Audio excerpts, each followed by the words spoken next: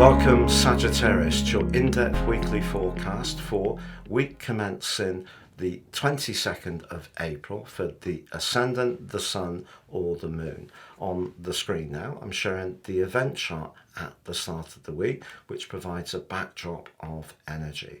The big takeout is the Sun moved late last week into the sign of Taurus, very much about practicalities, looking to try and get those economies and refinements into our situation. It's quite a virtuous transition. When the Sun moves through a particular zodiac sign, it's guiding our energy to that area of activity. Now, of course, your ruler Jupiter is already there, has been for a year, and Uranus 4 times since 2019. Uranus may have made things choppy, unsettled, and unsettling in the interim. Jupiter over the last year has brought a greater sense of purpose, but it's been a lot of sacrifice, and the Sun comes along now and will, over the next 4 weeks, give you an opportunity to really cash out on all that application. But initially, the Sun is being trapped or squared by Pluto.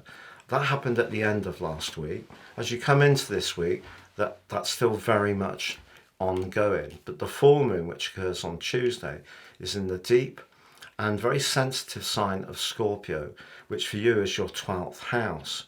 The 12th house energy, therefore, of the moon competes with the 6th house energy of the Sun, Uranus and Jupiter. But Pluto is in a T-square between the two positions. Pluto's in the part of your situation to do with ideas, everyday conversation, technology. If you work in an environment which is quite highly charged, and you need to be very careful about details, but also be very applied and dedicated, I feel there's going to be a lot of intensity this week, which could be a little bit unsettling. Also, the 12th house, where the position of the moon manifests itself, could push you to embrace some parts of your own nature or activities which you're not keen to do. Could be some concerns, some anxieties, the shadow side of your nature, the more psychological part of your being.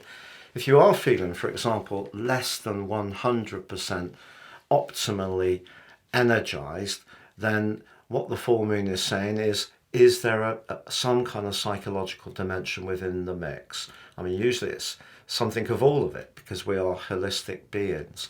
But Pluto can be an asset in a way if it provokes you to find out some information or has a discussion that can help you in terms of creating that balance between the spiritual and the physical parts of your existence. Also, as the week begins, Mars gives you huge support in its link to Jupiter and Uranus. Now, Uranus in the 6th house could see you restless to make some changes to your domestic abode this week with Mars's support, but what you have is the energy to do it. So although the moon is very sensitive and there may be something that does need to be looked at or talked through, I feel the drive you have to improve things is very strong. Also, your 5th house is enriched by a great link between Mercury and the North Node, and Venus and Chiron, and that's very much about showcasing your talent. And your creative talent can then be packaged into something that works, which is the 6th house energy of where the Sun is. So there are gains, and then later in the week, Mercury moves forwards. Now, Mercury went into a retrograde on the 1st of April, and if something has been treading water, something that's important to you, things should start to pick up momentum. But this possibly complex full moon could have implications in your professional situation as well, because it may be that someone might raise an issue that is a little bit tender, but try to take it in your stride. You are a very dynamic person with loads of enthusiasm and an appetite to keep expanding and exploring, and that's your great gift. And essentially the stars at the moment are asking you to be a bit more pragmatic. It may not be terribly sexy, but it can be very valuable, and it is mainly about getting that good balance between your emotional, spiritual and psychological well-being and your physical well-being.